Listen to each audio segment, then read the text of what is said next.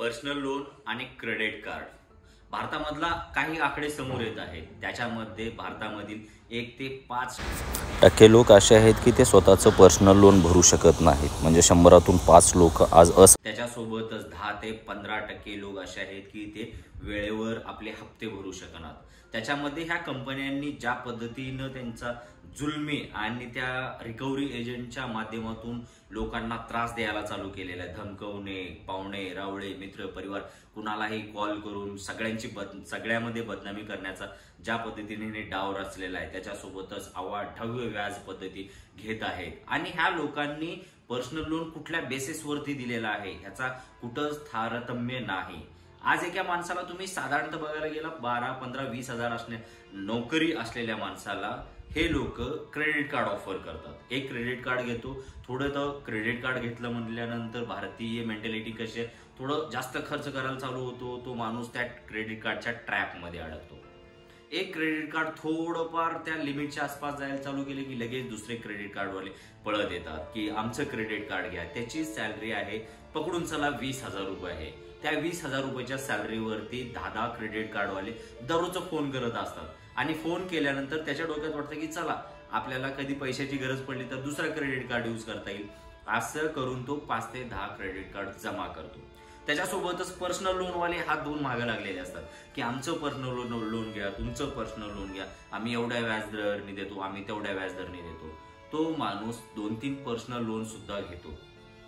आता त्याची इन्कम तर वाढलेली नाही, पण परचेसिंग पॉवर, एक्सपेंडिचर जो आहे तो भरपूर वाढत चाललेला आहे. आणि तो अशा प्रकारे लोन आणि क्रेडिट कार्डच्या ट्रॅपमध्ये सापडायला चालू करतो. मग हे लोक एखादा हप्ता बाउन्स झाला तर त्याच्यावरती अवाढव्य चार्जेस लावून त्याच्याकडून हप्ता वसुलीचा प्रयत्न करतात. 8-10 दिवस जास्त झाले तर हे घरापर्यंत त्यांचे एजंट पाठवतात, कॉल करून हैराण करून टाकतात. ज्या पद्धतीनं हे लोक क्रेडिट कार्ड घ्या आणि पर्सनल लोन घ्या म्हणून हातून मागे लागलेले होते, त्याच पद्धतीने हे वसुलीला सुद्धा मागे लागतात.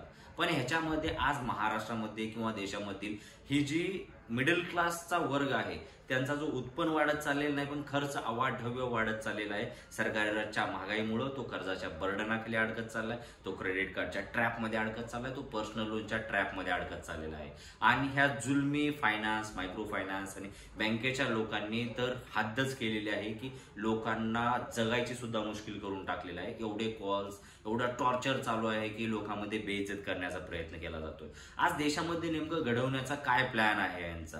ह्या पद्धतीनं तुम्ही लोन अगोदर त्याची कॅपॅसिटी, तो देण्याची कॅपॅसिटी किती आहे ह्याची कुठलीच मर्यादा किंवा ह्याच्या कुठल्याच गोष्टी चेक न करता हे लोक लोन कसं काय देऊ शकतात? जर तुम्ही लोन यांच्या मागं लागून दिलेला आहात तर त्याची आज भरण्याची कॅपॅसिटी जर नसेल तर तुम्ही त्याच्या पाठीमागं एवढं हात धुवून लागणं, लिगल नोटिसेस किंवा फलाना ढिमकाना पाहुण्या रावळ्यांना कॉल करून तुम्ही जर धमकवत असाल तर तुम्ही कुठल्या लिगल ह्याच्यामध्ये बसता. आणि तुम्ही हे जे रिकव्हरीचे एजंट बसवलेले असतात, रिकव्हरीचे एजंट येतात ते निव्वळ गावगुंडांनी विदाऊट प्रोफेशनल म्हणजे निव्वळ टाकून दिलेले लोक कसंही काही कुणालाही शिवीगाळ करून पैसे जमा करण्याचा हा एक रस्ता यांनी निवडलेला आहे. पण ह्याच्यामध्ये एक व्यक्तीची प्रायव्हसी, त्याची पर्सनल लाईफ, त्याची डिग्निटी, ह्या सगळ्या गोष्टीची धज्जा उडून टाकलेला आहे. आणि ह्या सगळ्या गोष्टीला कारणीभूत कोण आहे? आजची महागाई, आजचं चाललेलं हे सरकार ज्या पद्धतीनं महागाई वाढवत चाललेलं आहे, ज्या पद्धतीनं महागाईचा दर आणि उत्पन्नाचा दर ह्याच्यामध्ये मोठी तफावत पडत चाललेली आहे. 2010 मध्ये जर 20,000 कमवणारा माणूस होता तर त्याच्या 20,000च्या तुलनेमध्ये आज त्याचं उत्पन्न जो आहे तो फक्त 25% वाढलेला आहे गेल्या 10 वर्षामध्ये. पण त्याची महागाईचा दर 100% म्हणजे वाढलेला, टोटल 200% झालेला आहे. आणि तुमच्या पैशाची जी किंमत होती ती पैशाची किंमत 30%नी घटलेली आहे. ज्या इंटरनॅशनल प्राइस आणि महागाईच्या कारणामुळे पैशाची दर घटत चाललेली आहे, उत्पन्नाचा दर त्याच्यापेक्षाही खाली चाललेला आहे, महागाई दर वर चाललेला आहे. आज ह्याच्यामध्ये भारतातला 80% जो मिडल क्लास किंवा लोअर मिडल क्लास आहे त्यांच्या खाण्यापिण्याचे वांदे चालू असताना आज पर्सनल लोन आणि क्रेडिट कार्ड आणि बाकीचे फायनान्स कंपन्यावाल्यांनी आज उत्माद चालू केलेला आहे. गावाकडचे काही केसेस असे येतात की गावाकडच्या लोकांना चौकामध्ये जाऊन शेतकऱ्यांना किंवा गावाकडचे छोटे मोठे पर्सनल लोन घेतलेले किंवा काहीतरी वस्तू घेतलेले त्यांची इज्जतीचे धज्जे उडवून टाकतात.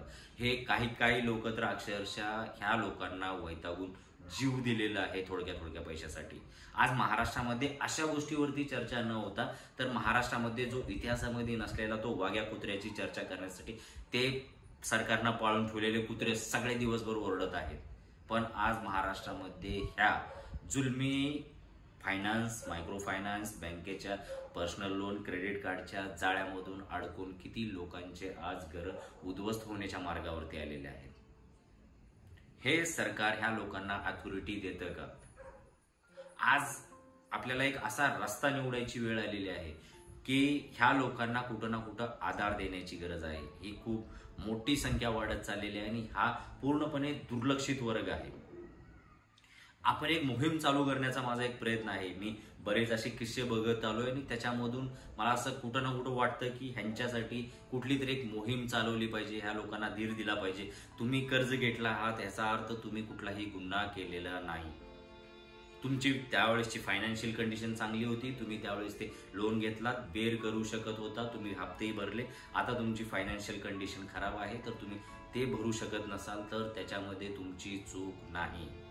अगोदर हे मनामधून गिल्ट काढून घ्या आणि 4 लोक काय म्हणतील, हे जे रिकव्हरीचे एजंट वगैरे हे जर लिमिटच्या बाहेर जात असतील तर ह्यांच्या मुस्काडामध्ये मारा. कारण ह्यांची लायकी एवढी नाही की ते तुमच्या इज्जतीला आणि तुमच्या डिग्निटीवरती, तुमच्या स्वाभिमानावरती बोलण्याचा त्यांना अधिकार नाही. त्यांना फक्त पैसे कधी भरता हे विचारण्याचा अधिकार आहे. जर तो शिवीगाळ करत असेल, जर तो विदाऊट परमिशन, विदाऊट काय लिगल डॉक्युमेंट्स किंवा तो कुठल्या कंपनीचा ऑथोराइज जो कलेक्शनचा आहे किंवा रिकव्हरीचा एजंट आहे, जर तो तसा नसेल आणि तुम्हाला जर तो माज करत असेल किंवा तुमच्याशी तो गैरवर्तणूक करत असेल तर पहिलं मुस्काडा ठोका द्यायच्या, त्याच्यानंतर बोलायला चालू करा. कारण लोन तुम्ही मागायला गेले नव्हते, तुम्हाला देण्यासाठी बँकेचे लोक हात धुवून मागे लागलेले होते. आज तुमची परिस्थिती नसेल तर ह्या पद्धतीनं ते लोक तुमच्याकडून रिकव्हरी किंवा तुमची इज्जतीचा भाजीपाला नाही करू शकत. तुम्ही त्यांचे कस्टमर आहात, तुम्ही त्यांचे गुलाम नाही. आणि ज्या पद्धतीने हे लोक एवढा भरमसाठ कर्जावरती भरमसाठ व्याजदर लावून ह्यांच्यावरती भरपूर पॅनल्टीज लावून वसूल करण्याचा प्रयत्न करतात, त्याच्यावरती कुठं ना कुठं एक आळा लागला पाहिजे. आता मी ह्या व्हिडिओच्या माध्यमातून अनाऊन्स करू इच्छितो किंवा एक विनंती करतो की कोण वकील असतील, जे ह्या क्षेत्रामधले एक्सपर्ट्स असतील तर त्यांनी ह्या कमेंट लिस्टमध्ये, कमेंट बॉक्समध्ये मला कमेंट त्यांचा नंबर पाठवा. आपण असा एक ग्रुप करू आणि ह्या लोकांना कुठं ना कुठं मदत झाली पाहिजे.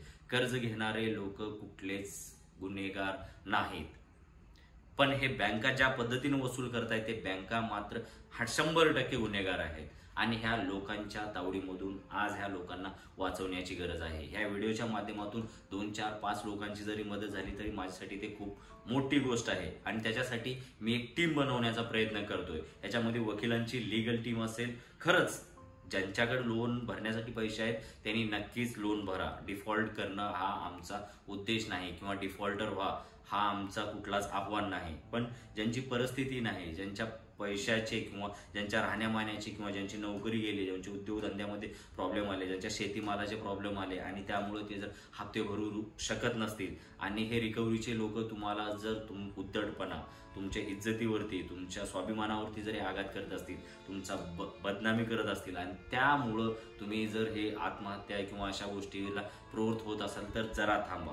ह्याच्यावरती आपण एक चांगली सोल्युशन काढण्याचा प्रयत्न करू. मी प्रत्येकांना आवाहन करतो, 2, 4, 5 वकिलांची टीम बनवूत आपण आणि ह्या लोकांना लीगल सपोर्ट करण्याचा प्रयत्न करू, जेणेकरून आपल्या ह्या मोहिमेमधून काही लोकांचे जरी जीव वाचले किंवा काही लोकांना जरी मदत झाली तर आजच्या काळामध्ये ती खूप मोठी गोष्ट आहे.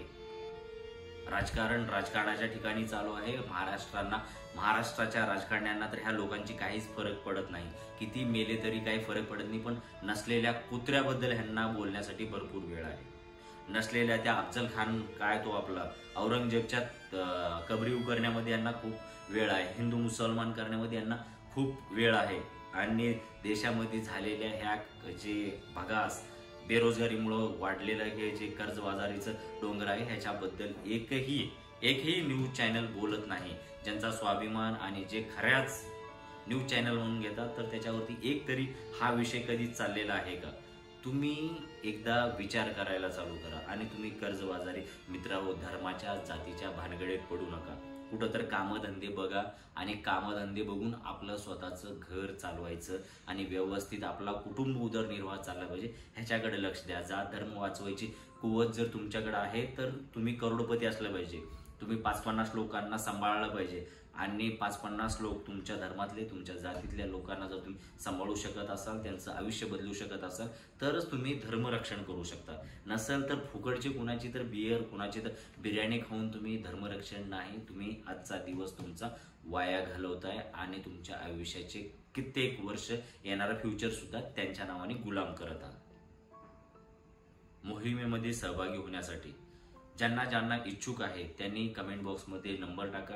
मी पर्सनली त्यांना कॉल करेन आणि त्या कॉलच्या मार्फत आपण ह्या लोकांची ज्या पद्धतीनं मदत करण्याचा प्रयत्न होईल त्या पद्धतीनं मदत करण्याचा प्रयत्न करू. एक लीगल टीम, एक पूर्ण महाराष्ट्रासाठी टीम बनवू, जी टीम त्या लोकांना प्रत्येक गोष्टीमध्ये मदत करेल आणि जे काय असेल ते त्या टीमला जर त्यांची ऐपत असेल, इच्छा असेल, जे काय थोडं त्यांना मदत करायची असेल त्या टीमला, लीगल टीमला ते मदत करतील.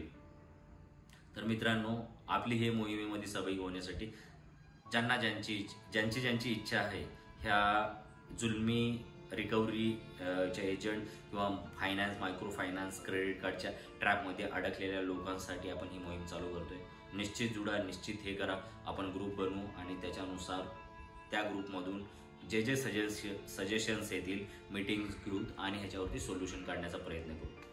महाराष्ट्रामध्ये आणि देशामध्ये आज सर्वात जास्त भेडसावणारा प्रश्न म्हणजे कर्जबाजारीमुळे होणारे आत्महत्या किंवा कर्जबाजारीमुळे होणाऱ्या घरगुती वाद विवाद, घटस्फोट किंवा आयुष्य संपवण्यासारख्या गोष्टी.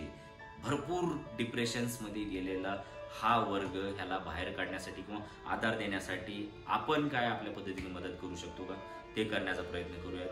धन्यवाद. Thank you so much.